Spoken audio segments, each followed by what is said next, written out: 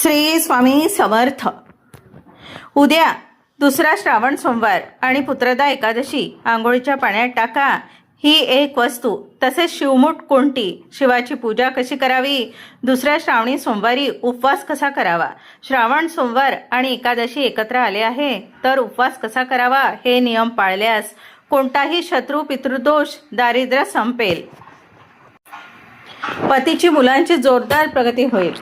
नमस्कार माझ्या सर्व लाडक्या माता भगिनींनो आणि भावांनो. आजचा हा व्हिडिओ सुरू करण्यापूर्वी मी तुम्हाला एक प्रश्न विचारते. तुमच्या आयुष्यात असा एखादा क्षण आलेला आहे का जिथे तुम्ही अहोरात्र कष्ट करताय, प्रामाणिकपणे जगताय, तरी सुद्धा घरामध्ये पैशाची चणचण, आजारपण किंवा नशिबाची साथ मिळत नाही. अनेकदा आपल्याला वाटतं की नक्की चूक कुठे होते. तर बंधू आणि भगिनींनो, उद्या म्हणजे 24 ऑगस्ट 2026 रोजी असा एक दुर्मिळ आणि दैवी महासंयोग जुळून आलेला आहे जो तुमच्या आयुष्यातील दारिद्र्य, पितृदोष आणि शत्रुपीडा मुळापासून उपटून टाकू शकतो. उद्या आहे दुसरा श्रावणी सोमवार आणि त्याच दिवशी आली आहे अत्यंत पवित्र अशी पुत्रदा एकादशी. शिव आणि विष्णू म्हणजेच हरी आणि हर यांचा असा महासंगम वर्षानुवर्षातून एकदाच होतो. या दिवशीच एकाच दिवशी जर तुम्ही मी सांगणार असलेला एक अत्यंत सोपा आणि गुप्त उपाय केला तर तुमच्या घरातील सर्व नकारात्मक ऊर्जा बाहेर पडेल. पण थांबा, आजच्या व्हिडिओत मी तुम्हाला फक्त पूजा कशी करायची एवढंच सांगणार नाही आहे, तर आंघोळीच्या पाण्यात अशी एक वस्तू टाकायची आहे जी टाकत्यास तुमचे सर्व ग्रहदोष शांत होतील. ती वस्तू कोणती, शिवमूठ कोणती व्हायची आणि सर्वात महत्त्वाचं एकादशी आणि श्रावणी सोमवार एकत्र आल्यामुळे उपवास नेमका कसा करायचा, हे सगळं मी आज तुम्हाला अगदी साध्या आणि सोप्या भाषेत समजून सांगणार आहे. त्यामुळे हा व्हिडिओ शेवटपर्यंत नक्की पहा. एक सेकंदाचाही भाग स्किप करू नका, कारण अर्धी माहिती ही नेहमी घातक ठरते. व्हिडिओला आत्ताच लाईक करा, तुमच्या अपेष्टांसोबत शेअर करा आणि आपल्या चॅनलला सबस्क्राईब नक्की करा. तसेच खाली कमेंट बॉक्समध्ये श्री स्वामी समर्थ, ओम नमः शिवाय, गंग गणपतये नमः आणि ओम नमो भगवते वासुदेवाय लिहायला अजिबात विसरू नका. तुमच्या एका कमेंटने तुमच्या आयुष्यात सकारात्मकता येईल. श्रावण महिना हा महादेवांचा अत्यंत प्रिय महिना आणि एकादशी ही भगवान विष्णूंची प्रिय तिथी. जेव्हा सोमवार आणि एकादशी एकत्र येतात तेव्हा ब्रह्मांडातील सर्व सात्विक शक्ती पृथ्वीवर कार्यरत असतात. शास्त्र असं सांगते की या दिवशी केलेली कोणतीही छोटीशी सेवा किंवा पूजा ही 1000 पटीने फळ देते. पण बऱ्याचदा आपण पूजेत अशा काही चुका करतो ज्यामुळे आपल्याला पूजेचे पूर्ण फळ मिळत नाही. उदाहरणार्थ सांगायचं तर उद्या सकाळी उठल्यावर तुम्ही पहिली गोष्ट कोणती करणार, आंघोळ, बरोबर ना? पण तुम्हाला माहीत आहे का, सामान्य पाण्याने आंघोळ करण्याऐवजी जर तुम्ही त्यात 5 पैकी एक विशेष वस्तू टाकली तर तुमच्या शरीराभोवती असलेले सर्व नकारात्मक कडे नष्ट होतात.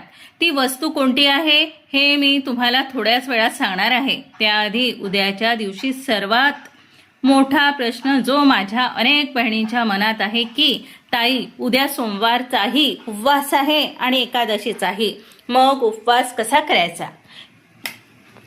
याचं अगदी सोपं आणि शास्त्र आधारित उत्तर मी तुम्हाला आता देते. ऐका माझ्या लाडक्या बहिणींनो, अनेक महिलांच्या मनात असा गैरसमज असतो की जर एकाच दिवशी 2 मोठे सण किंवा उपवास आले तर आपल्याला 2 वेगवेगळ्या पद्धतीने उपवास करावा लागेल का, किंवा एक उपवास केल्यास दुसऱ्या देवाचा कोप होईल का, किंवा मग एकादशी धरल्यामुळे सोमवारचा उपवास मोडेल का? तर माझ्या सर्व बहिणींना मी अगदी हात जोडून सांगते, अजिबात नाही. मनात कसलीही भीती किंवा शंका ठेवू नका. आपल्या हिंदू धर्मांमध्ये आणि पुराण शास्त्रात, पद्मपुराणात याबद्दल अत्यंत स्पष्ट आणि सुंदर मार्गदर्शन दिलेले आहे. शास्त्र असे सांगते की जेव्हा श्रावणी सोमवार आणि एकादशी हे दोन्ही व्रत एकाच दिवशी येतात तेव्हा एकादशी व्रताला प्राधान्य दिले जाते. का माहीत आहे? कारण एकादशी ही अत्यंत कडक, पवित्र आणि सात्विक व्रत मानले जाते. एकादशीच्या दिवशी धान्याचा म्हणजेच गहू, तांदूळ आणि ज्वारी, बाजरी आणि सर्व प्रकारच्या डाळींचा एक कणही पोटात जाणे निषिद्ध मानले गेलेले आहे. तर दुसरीकडे श्रावणी सोमवार हा महादेवांचा भक्तीचा दिवस असतो, जिथे महादेव केवळ तुमच्या शुद्ध भावनेने आणि भक्तीने प्रसन्न होतात. म्हणूनच उद्याच्या दिवशी एकादशीचे नियम पाळून केलेला उपवास हा भगवान शिव आणि भगवान श्री विष्णू या दोघांनाही तितकाच प्रिय आणि मान्य होतो. आता हा उपवास नेमका कसा करायचा त्याची अत्यंत सोपी आणि शास्त्रोक्त पद्धत मी तुम्हाला टप्प्याटप्प्याने सांगते. नीट ऐका. संकल्पाची योग्य पद्धत. उद्या सकाळी आंघोळ झाल्यानंतर देव्हाऱ्यासमोर उभे राहून हातात थोडेसे पाणी आणि अक्षदा घ्या. अक्षदा नसतील तर फक्त पाणी घ्या. मनात अत्यंत श्रद्धेने म्हणा, हे देवादिदेव महादेवा, हे जगतपालक श्री विष्णू, आज या पवित्र श्रावणी सोमवारी आणि पुत्रदा एकादशीच्या दुर्मिळ योगावर मी तुम्हा दोघांच्या चरणी हा उपवास समर्पित करत आहे. माझे हे व्रत निर्विघ्नपणे पार पाडून घ्या आणि माझ्या घरावर तुमची कृपा छत्र धरून ठेवा, असे म्हणून ते पाणी ताम्हणात सोडा. दुसरं, काय खावे आणि काय टाळावे. धान्य पूर्णपणे वर्ज. उद्या दिवसभरात चुकूनही अन्न, पोळी, भात, वरण किंवा धान्यापासून बनवलेले कोणतेही पदार्थ खाऊ नका. दुसरं म्हणजे तुम्ही दिवसभरात दूध, फळे, केळी, सफरचंद, डाळिंब, सुकामेवा किंवा तुळशीचे पाणी घेऊ शकता. जर तुम्हाला अशक्तपणा वाटत असेल तर तुम्ही साबुदाणा खिचडी, वराई म्हणजे भगर, भात, रताळे किंवा बटाट्याचे फराळी पदार्थ खाऊ शकता. तिसरं, प्रकृती अस्वस्थ असणाऱ्यांसाठी सोपा मार्ग. माझ्या ज्या बहिणींना आरोग्याच्या तक्रारी आहे, ज्या गरोदर असतील, वयोवृद्ध आहेत किंवा ज्यांना औषधं सुरू आहेत, त्यांनी उपवासाचे उगीच कडक नियम पाळून शरीराला त्रास देऊ नये. संध्याकाळी देवाला दुधाचा किंवा फळांचा नैवेद्य दाखवून तुम्ही दुधाचे सेवन करू शकता किंवा फलाहार करू शकता. उपवास कधी आणि कसा सोडावा, तर हा उपवास दुसऱ्या दिवशी म्हणजेच मंगळवारी सकाळी सूर्योदयानंतर तुळशीला जल अर्पण करून देवाचे दर्शन घेऊन आणि घरात बनवलेला सात्विक स्वयंपाक, वरण भात खाऊन पारणे सोडून पूर्ण करायचा आहे. माझ्या लाडक्या बहिणींनो, एक गोष्ट लक्षात ठेवा. आपल्या महादेव आणि श्री विष्णू हे अन्नाचे भुकेले नाहीत, तर ते तुमच्या भावाचे भुकेले आहे.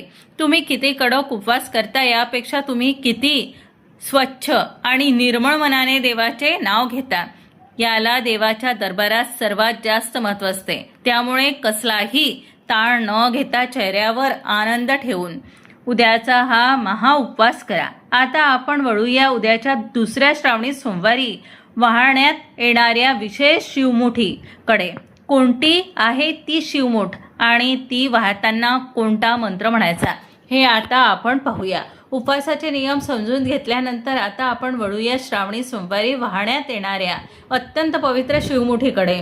माझ्या सर्व शिवभक्तांना माहितीच आहे की श्रावण महिन्यातील प्रत्येक सोमवारी महादेवाला धान्याची एक विशेष शिवमुठ अर्पण केली जाते. पहिल्या सोमवारी आपण सर्वांनी महादेवाला मूग वाहिले होते, तांदूळ वाहिले होते. आता आला आहे दुसरा श्रावणी सोमवार. अनेक महिला मला विचारतात, ताई, दुसरा श्रावणी सोमवार कोणती शिवमुठ वाहावी? जर घरात शिवलिंग नसेल तर तुम्ही कुठे शिवमुठ वाहावी? नीट ऐका. दुसऱ्या श्रावणी सोमवारी महादेवाला तीळ वाहण्याची प्राचीन परंपरा आहे. तुम्ही पांढरे तीळ किंवा काळे तीळ यापैकी कोणतेही तीळ शिवमुठीसाठी वापरू शकता. पण तुम्हाला माहीत आहे का, महादेवाला तीळ वाहण्यामागे एक पौराणिक रहस्य दडलेलं आहे. आपल्या पुराणानुसार तिळाची उत्पत्ती साक्षात भगवान श्री विष्णूंच्या अंगातील घामापासून झाली आहे असे मानले जाते. तीळ हे साक्षात विष्णूंचे प्रतीक आहे आणि जेव्हा आपण हे तीळ महादेवाच्या शिवलिंगावर अर्पण करतो तेव्हा शिव आणि विष्णू या दोघांचीही अत्यंत कृपा आपल्यावर एकत्र होते. आता उद्याच्या दिवशी तर श्रावणी सोमवार आणि पुत्रदा एकादशीचा दुर्मिळ महासंयोग आलेला आहे. त्यामुळे उद्या महादेवाला तिळाची शिवमूठ वाहणे म्हणजे साक्षात अलौकिक भाग्याचं आहे. शिवमूठ वाहण्याची अचूक आणि शास्त्रोक्त पद्धत सांगते, ऐका. आधी व्हावी. कधी व्हावी तर उद्या सकाळी आंघोळ झाल्यावर स्वच्छ वस्त्र परिधान करून शिवमूठ वाहण्यासाठी तयार व्हा. कुठे व्हावी? जर तुमच्या घरात आसपास महादेवाची मंदिर असेल तर मंदिरात जाऊन शिवलिंगावर शिवमूठ वाहा. जर मंदिरात जाणे शक्य नसेल तर घरातील तांब्याच्या किंवा पितळेच्या शिवलिंगावर वाहिली तरी चालेल. कशी व्हावी सांगते. आपल्या उजव्या हातात मूठभर तीळ घ्या. मूठ बंद करताना अंगठा आत किंवा बाहेर कसाही असला तरी चालेल, पण पूर्णपणे महादेवाच्या चरणी लीन असावे. मंत्र कोणता म्हणावा? शिवलिंगावर तीळ अर्पण करताना अगदी हळुवारपणे म्हणा, ओम नमः शिवाय किंवा ओम नमः शिवाय किंवा नमः शिवाय. या मंत्राचा किमान 5 वेळा जप करत ती शिवमूठ महादेवाच्या चरणी समर्पित करा. तिळाची शिवमूठ वाहण्याचे अद्भुत फायदे. माझ्या बहिणींनो आणि भावांनो, शास्त्र असं सांगते की ज्यांच्या घरामध्ये पितृदोष आहे, म्हणजेच त्यांच्या घरातील मुलांच्या लग्नात अडथळे येत आहे, नोकरी धंद्यात यश मिळत नाही आहे किंवा घरात आजारपण संपत नाही, अशा लोकांनी उद्याच्या दिवशी महादेवाला तिळाची शिवमूठ आवर्जून वाहिली पाहिजे. तीळ हे पितृदोषाचे निवारण करणारे मानले जातात. उद्या सोमवार आणि एकादशी एकत्र आल्यामुळे उद्या अर्पण केलेल्या या एका शिवमुठीने तुमच्या पितरांना गती मिळते. घरातील अडकलेले पैसे मोकळे होतील आणि कुटुंबावर येणारी सर्व संकटे महादेव स्वतःच्या अंगावर झेलून घेतील. आता शिवमूठ अर्पण केल्यानंतर आपण वळणार आहोत आजच्या व्हिडिओच्या सर्वात मोठा आणि गुप्त उपायाकडे. उद्या सकाळी आंघोळ करताना पाण्यात अशी कोणती एक वस्तू टाकायची आहे ज्यामुळे तुमच्या आयुष्यातील सर्व नकारात्मकता आणि ग्रहदोष एका क्षणात नष्ट होतील. चला तर आता त्याबद्दल अगदी सविस्तर जाणून घेऊया. माझ्या लाडक्या स्वामी भक्तांनो आणि शिवभक्तांनो, आता आपण वळतोय आजच्या व्हिडिओतील सर्वात महत्त्वाच्या आणि प्रभावी भागाकडे, ज्याची तुम्ही व्हिडिओ सुरू झाल्यापासून वाट पाहत होता. तुम्हाला माहित आहे का, आपले ऋषीमुनींनी सांगून गेले आहे की मानवी शरीरात जलतत्व सर्वात जास्त असते. आपण दररोज ज्या पाण्याने आंघोळ करतो ते पाणी केवळ आपली त्वचा स्वच्छ करते, पण जेव्हा आपल्या ग्रहांची स्थिती खराब असते, राहू केतू किंवा शनीची 7.5 सुरू असते किंवा एखादी वाईट नजर आपल्यावर पडलेली असते, तेव्हा ती नकारात्मक ऊर्जा आपल्या प्रभामंडळात म्हणजेच ओरा अडवून पडतो. उद्या 24 ऑगस्ट 2026 रोजी श्रावण सोमवार आणि पुत्रदा एकादशीचा हा दिव्य संयोग आहे.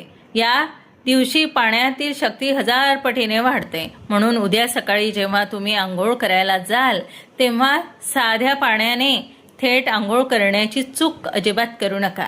तुमच्या आंघोळीच्या पाण्यात बादलीत मी सांगत असलेल्या 5 पवित्र वस्तूंपैकी कोणतीही एक वस्तू नक्की टाका. तुमच्या घराच्या किंवा शरीराच्या परिस्थितीनुसार तुम्ही यातील एक वस्तू निवडू शकता. चिमूटभर काळे तीळ. जर तुमच्या डोक्यावर खूप मोठा कर्जाचा डोंगर साचला असेल, नोकरी सतत अडचणी येत असतील किंवा कुंडलीतील राहू केतू आणि शनीचा त्रास असेल, तर उद्या सकाळी आंघोळीच्या बादलीत फक्त चिमूटभर काळे तीळ टाका. शास्त्र असे सांगते की काळे तीळ पाण्यात टाकून आंघोळ केल्याने शरीरातील सर्व नकारात्मक लहरी धुवून निघतात आणि शनी राहूचे दुष्परिणाम जागेवर शांत होतात. थोडेसे गंगाजल. जर तुमच्या घरात सतत आजारपण असेल किंवा तुम्हाला वाटत असेल की तुमच्या घरावर पितृदोष किंवा पूर्वजांचे छत्र प्रसन्न नाही आहे, तर आंघोळीच्या पाण्यात काही थेंब गंगाजल टाका. गंगाजल हे साक्षात महादेवाच्या जटेतून प्रकट झालेले आहे. उद्याच्या दिवशी गंगाजलाने आंघोळ केल्याने 7 जन्मांची पाप कर्मे नष्ट होतात आणि शरीराला एक दिव्य ऊर्जेचा स्पर्श होतो. तिसरं म्हणजे तुळशीची पाने किंवा तुळशीची माती. उद्या पुत्रदा एकादशी असल्याने भगवान श्री विष्णूंची कृपा प्राप्त करण्यासाठी तुळशीचा हा उपाय अत्यंत सिद्ध मानला जातो. आंघोळीच्या पाण्यात तुळशीची 2 ते 3 पाने टाका. इथे माझी एक अत्यंत महत्त्वाची टीप लक्षात ठेवा. एकादशीच्या दिवशी तुळशीची पाने तोडणे हे महापाप मानले जाते. त्यामुळे जर तुम्हाला तुळशीची पाने पाण्यात टाकायची असतील तर तुम्ही आजच म्हणजे आदल्या दिवशीच तोडून ठेवा किंवा तुळशीच्या कुंडीतील थोडीशी माती पाण्यात टाका. चौथं म्हणजे कापुराची पूड.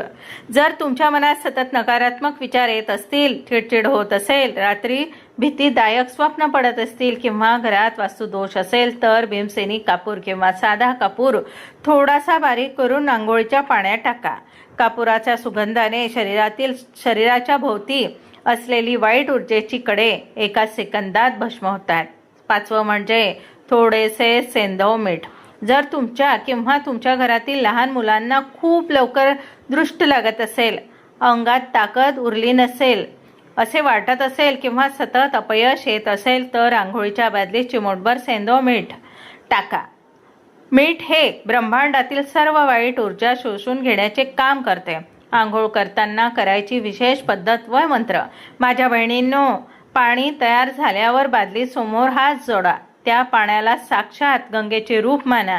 त्यानंतर आंघोळ करत असताना मनातल्या मनात किंवा हळूवार आवाजात ओम नमः शिवाय, ओम नमो भगवते वासुदेवाय या 2 महामंत्राचा जप करत राहा. मी तुम्हाला पूर्ण विश्वासाने सांगते, आंघोळ करून बाहेर आल्यानंतर तुम्हाला स्वतःला जाणवेल की तुमच्या डोक्यावरील एक खूप मोठे ओझे हलके झालेले आहे. तुमच्या चेहऱ्यावर एक वेगळेच तेज आणि मनात अद्भुत शांतता निर्माण झालेली आहे. आता आंघोळ तर झाली, पण संध्याकाळी प्रदोष काळात असा कोणता एक छोटासा दिवा किंवा जल अर्पण करायचे आहे. याने तुमच्या घरातील दारिद्र्य आणि शत्रुपीडा कायमची संपेल. चला आता त्या अत्यंत महत्त्वाच्या भागाकडे वळूया. आता शेवटचा आणि सर्वात शक्तिशाली उपाय. ज्यांच्या घरात सतत भांडणे होतात, शत्रू त्रास देतात किंवा पैशाचा मार्ग बंद आहे, त्यांनी उद्या संध्याकाळी प्रदोष काळात हा उपाय आवर्जून करावा. काय करावे? संध्याकाळी महादेवाच्या मंदिरात किंवा घरात शिवलिंगासमोर तूप कापुराचा दिवा लावा. 1 तांब्याभर थोडेसे कच्चे दूध आणि जल घ्या. त्यात थोडेसे काळे तीळ टाका. हे जल शिवलिंगावर अर्पण करताना ओम नमः शिवाय किंवा पितृ देवोभ्य नमःचा जप करा. त्यानंतर विष्णूच्या प्रतिमेसमोर किंवा तुळशीजवळ पिंपळाच्या पानावर एक दिवा लावून ठेवा. हा छोटासा उपाय तुमच्या आयुष्यातील सर्व मोठे अडथळे दूर करण्याची ताकद ठेवतोय. हे माझे शब्द नाहीत तर आपल्या प्राचीन ग्रंथामध्ये सांगितलेले सत्य आहे. माझ्या प्रिय बंधू भगिनींनो, भक्ती ही बाजारात विकत मिळत नाही, ती आपल्या मनात असावी लागते. उद्याचा दिवस हा केवळ एक दिवस नाही तर आपल्या आयुष्याला नवा दिशा देण्याची एक सुवर्ण संधी आहे. उद्या सकाळी उठल्यापासून मनात कोणताही राग द्वेष न ठेवता प्रसन्न चित्ताने भगवान शिव आणि श्री विष्णूंची पूजा करा. तुमच्या सर्व मनोकामना नक्की पूर्ण होतील असा मला ठाम विश्वास आहे. जर तुम्हाला आजचा हा व्हिडिओ आवडला असेल तर, दिलेली माहिती आवडली असेल तर व्हिडिओला लाईक करा. तुमच्या एक लाईकने मला अशा चांगल्या विषयांवर मार्गदर्शन करण्यासाठी खूप मोठं बळ मिळते. हा व्हिडिओ तुमच्या नातेवाईकांना, मित्रपरिवाराला व्हॉट्सअप ग्रुपवर जास्तीत जास्त शेअर करा, जेणेकरून त्यांनाही या दुर्मिळ योगाचा फायदा घेता येईल. आणि हो, जर तुम्ही आपल्या चॅनलवर नवीन असाल तर सबस्क्राईब बटनवर क्लिक करून शेजारील बेल आयकन नक्की दाबा, जेणेकरून येणारे सर्व माहितीपूर्ण व्हिडिओ तुम्हाला सर्वात आधी पाहायला मिळतील. शेवटी कमेंट बॉक्समध्ये श्री स्वामी समर्थ, ओम गंग गणपताय नमः, ओम नमो भगवते वासुदेवाय आणि श्री ओम नमः शिवाय नक्की लिहा. भगवान भोलेनाथ आणि श्री विष्णू तुम्हा सर्वांचे कल्याण करोत. श्री स्वामी समर्थ. ओम नमः शिवाय.